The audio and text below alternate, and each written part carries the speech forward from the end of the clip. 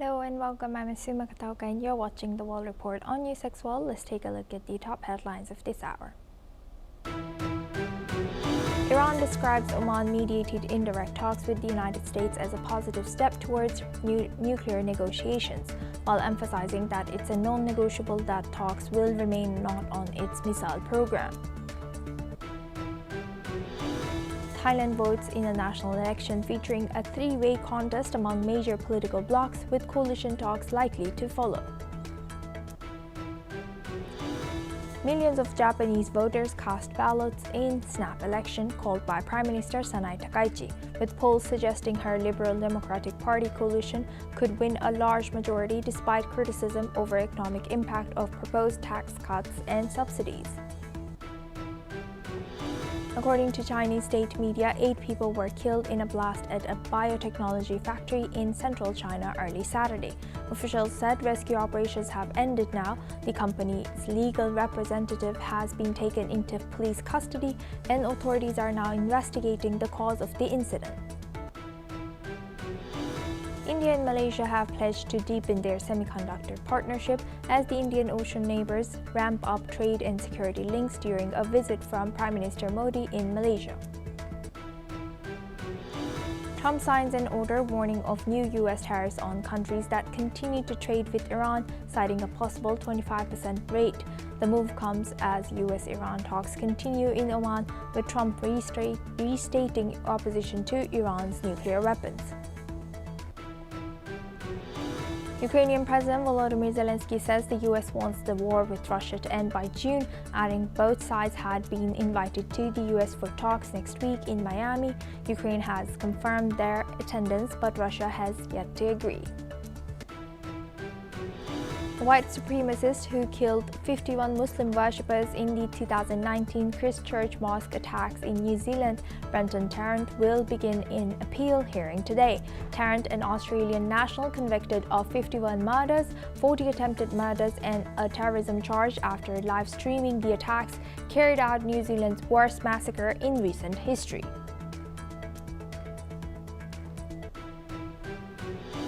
Now for this hour, we start with Russia. Russia's Federal Security Service has announced the detention of Lyubomir Korba, a Russian citizen. He's suspected of shooting Lieutenant General Vladimir Alexeyev, a senior officer in Russia's military intelligence agency, the GRU.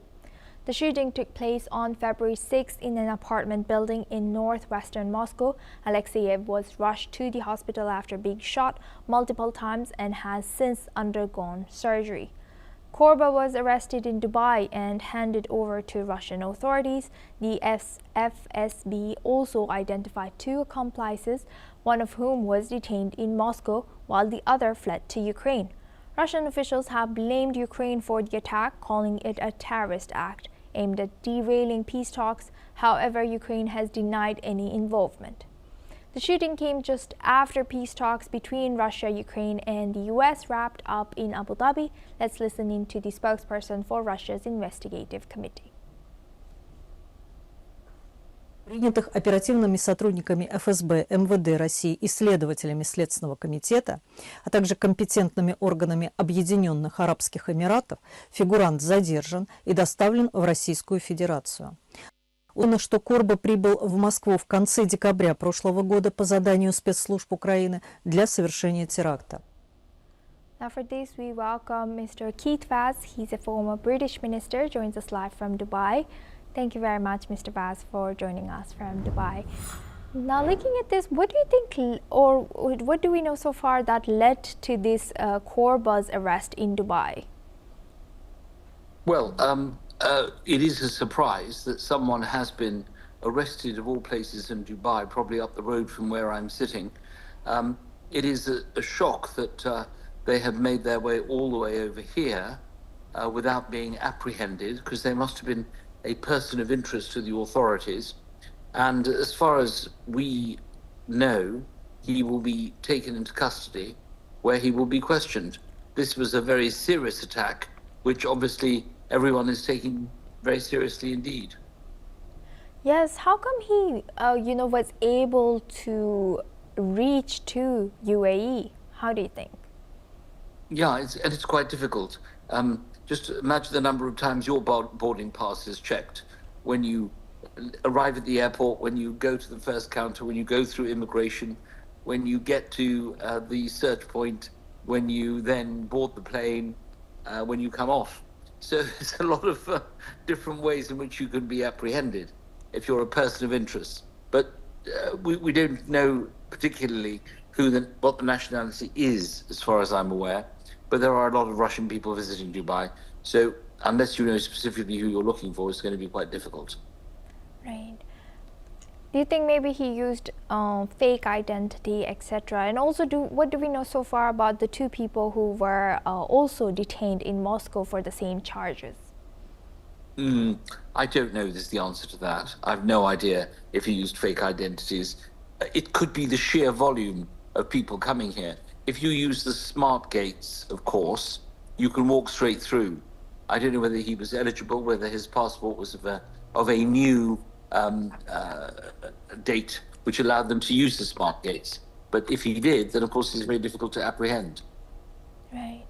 And you know, in the beginning, the foreign minister of Russia, or I forgot which minister was it, but I think he did mention, or he was putting blame on outside forces like Ukraine about this shooting.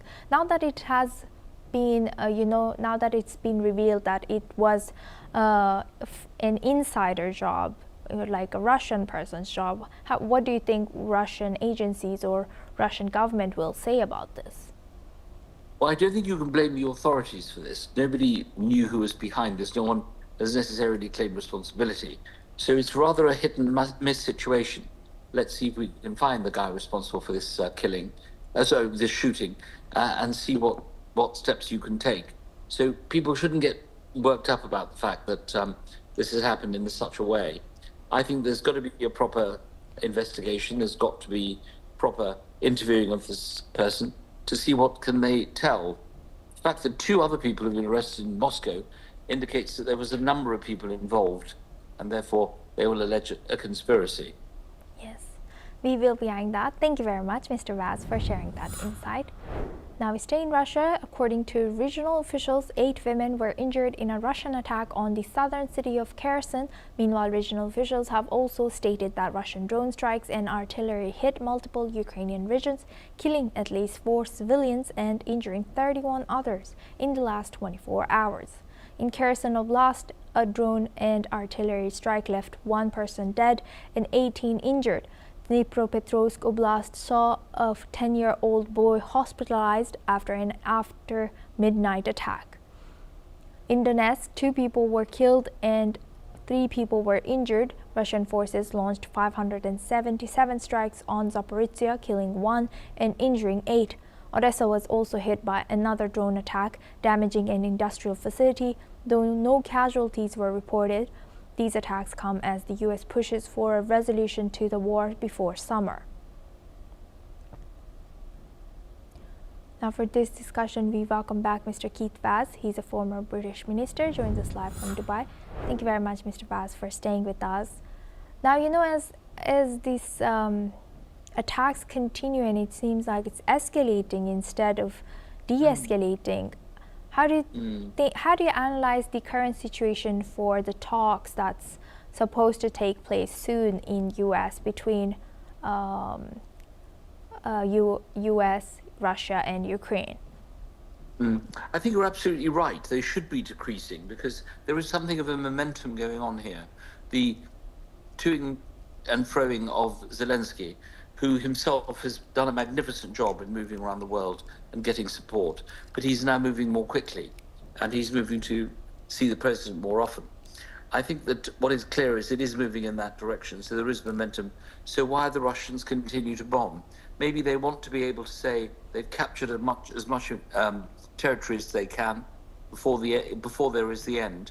But it is something that needs to be done.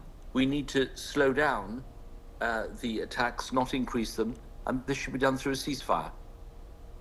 Right, and you know, as we see media reports suggesting that President Trump wants this war to be over by June, can we be hopeful in the upcoming 4 months? No.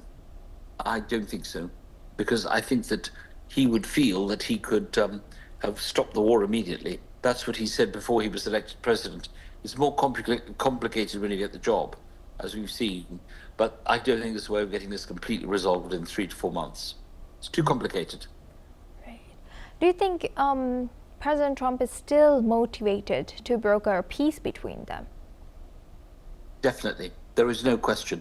He wouldn't be putting this kind of resources into this bargaining situation unless there was peace. He needs it. He needs a win. He needs a win for his board of peace that he's eventually going to set up in the Middle East. He needs it for his dealings with the UN. He needs all these things. And how do you think, how far away in the ground or in reality, how far away are the parties?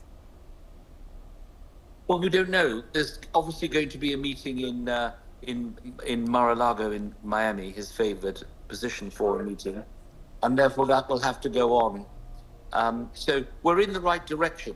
The only thing is we need everyone to stop killing and stop fighting. And if we did that, then it would be much more realistic. With that, I'd like to thank Mr. Vaz for joining us from Dubai and sharing that insight. Thank you very much. Now we move on to our next news. A 15-year-old teenager allegedly linked to a banned neo-Nazi group carried out a shocking knife attack at a student dormitory of the State Medical University in UFA in Russia's Bashkortostan Republic. At least 6 people were injured in the assault, including 4 Indian students who are receiving medical care and 2 police officers who were wounded while trying to arrest the suspect. Russian authorities and the Indian embassy in Moscow have launched investigations and are offering consular support to the injured students. Disturbing reports from local media and eyewitnesses indicate that the attacker shouted Holocaust-related slogans during the rampage, and in a grim detail of the incident, a swastika was reportedly drawn on a wall with victims' blood. The suspect was overpowered, injured himself during the confrontation, and has been hospitalized. Law enforcement is probing possible extremist motives and connections to the banned National Socialism White Power group. The Indian embassy has termed it an unfortunate incident and said consulate officials are en route to assist affected students. Now for this, we welcome former Ambassador Baswati Mukherjee. She's a former Indian ambassador, joins us live from New Delhi. Thank you very much, Ambassador, for joining us again. Good to see you. Now, thank you. Now, looking at this, what do you think Indian authorities and Russian authorities can do or should do? And what more do we know so far about this incident?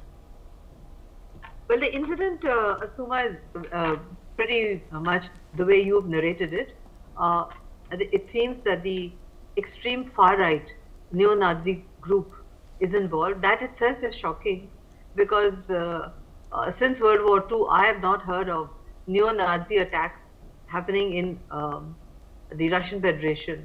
The fact that they attacked also Indian students is also very puzzling, because if this was an anti-Semitic attack, then they would have attacked Jews. But if they have attacked Indian students, it means that they could also be believing in some form of racism against India, or what you would call Hindu phobia, etc., etc. This is not clear at all because it's too soon to look at it. But if it does belong to a far-right group which is committed to National Socialism, which is what Hitler's party used to be called, it is very disturbing, and it is also very disturbing for us as Indians, because normally Indian students have been going to the former USSR and Russia for decades. They used to go to learn medicine. Many of them, they all learned fluent Russian. Some stayed back, some came back, and there has been a smooth flow. There's never been any incident of attacks on Indian students in this manner. So we are waiting for details. In the meantime, the Indian embassy in Moscow and our consulates there are monitoring the situation, and they're also keeping in touch with the families. If the families wish to come there, they would be facilitated. Alternatively, once the students are well enough to be flown to India, if they wish to do so, that will also be arranged. I think the need of the hour would be probably for these young people to have one parent with them. Possibly, we would facilitate the transportation of the one of the parents or both parents, because living so far away in India, naturally one gets very agitated if we hear of attacks happening on our children in far off, and it's quite a far off region. Russian Federation is a vast country, and this is in a fairly remote region of Russia. So we have to wait and see. But yes, I'm glad that we are airing it on NewsX World, because very few of us knew about it until we saw the details. I certainly only then Googled to get the details, all the details which you're narrating here. I do pray for their health and safety, and I hope that they'll be restored to good health and continue their studies where they are studying. They should not be deterred by any attack. They should complete their studies.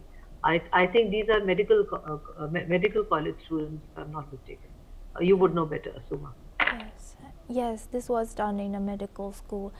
Thank you for highlighting that. And lastly, Ambassador, you know, since this year, even last year, we have seen so many attacks on schools and this racism and many, well, for this particular incident, we don't exactly know the motive behind the attacker yet, but we have seen so many of extremist moves and incidents that has led to killings of students across the world. What do you think the world needs to do right now to decrease such, or, you know, yes, what do you think? I think they need to stop hate speech.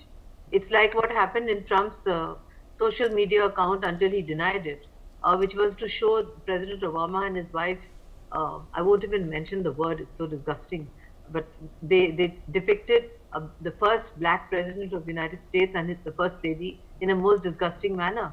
This means that, especially across the West, there is racism against black people, against Indians, brown people, against Hindus, and this shows that the spirit of tolerance, which one had hoped, which is enshrined in the UN Charter and in UNESCO's Charter, we had thought that the world would never again see such scenes, but increasingly it's happening, and it's very disturbing. It means that we have to rework the social environment to make everyone understand that in the world of 2026, there is no place for attacks on blacks, on Indians, on Jews, or people of a particular religion. This is also due, in a way, Asuma, I'm sorry to say, the kind of hate speech which is circulating on social media. I actually, when I see it, I immediately try to delete it or go to some other topic. But there is so much terrible hate speech against people like us, against black people, against Jews, etc. This also influences the minds of impressionable young people. They will then go towards the direction of racism. This is something which needs to be tackled by Western governments, and sadly now it seems it should be tackled by the Russian government. This is the first time I've heard of such a thing happening. I've heard of attacks, anti-government attacks taking place. I've never heard of an attack of this kind, an orchestrated attack on Indian medical students. For decades and decades, Indians have been going to pursue medical studies, learning fluent Russian, and coming back to India or moving on. I have a couple of friends who are like that, who speak the most amazing Russian because they did their medical studies in Russia. And they've always said how welcome they were made to feel, and how most 99% Russians regard Indians as dear friends. So we need to wait and see what happened. Was this man, was he mentally disturbed? Is he deranged? What has he been brainwashed by social media? What happened? This is something that we need to find out by the time we discuss this again. So on. Thank you very much. With that, I'd like to thank Ambassador Mukherjee for joining us today and sharing that insight with us. Now we've moved the focus on to Thailand. Polling stations have opened in Thailand today as the country heads to the polls for a general election following a turbulent political landscape with 3 leaders in just 2 years. The election is expected to be a highly contested 3-way race between the conservative, progressive and populist factions, with no single party expected to secure a clear majority. The People's Party currently leads in opinion polls, but it may struggle to secure broad enough support for a decisive win. Meanwhile, voters will also decide whether to draft a new constitution. Furthermore, the election comes at a time of heightened tensions with Cambodia, which Prime Minister Anutin Charnvirakul is set to have leverage to rally nationalist sentiment. Regardless of the outcome, unofficial vote tallies by the Thai Media Alliance will go live as the polls close. Now we welcome Mr. Him Rotha. He's a Deputy Director at Cambodian Center for Regional Studies, joins us live from Cambodia. Thank you very much, Mr. Rotha, for joining us. Welcome to NewsX World. Now, thank you for having me. Thank you. Now, looking at this, how do you think the heightened and sensitive issues between Cambodia and Thailand will be affecting the election results? I think one way or another, the situation with Cambodia will be used to do the party campaign, the election campaign among the Thai political parties. But as the way forward, I think this Thai election will determine more on what happened in the Thai politics. For the relations with Cambodia, we remain wait and see, and I personally hope that whoever form the new government in Thailand will have a reconciled stance with, to normalize the relation with Cambodia. Yes.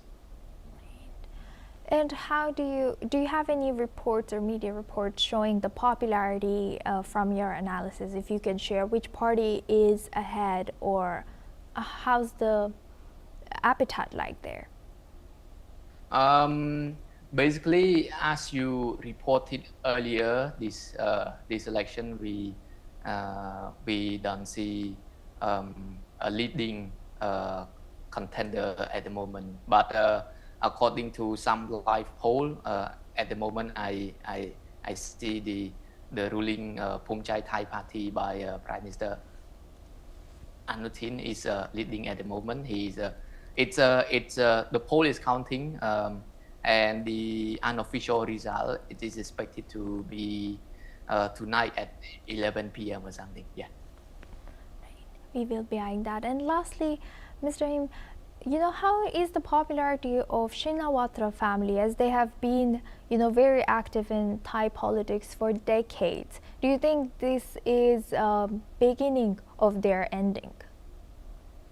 Well, in Thai politics, it's evolved with a lot of unpredictability.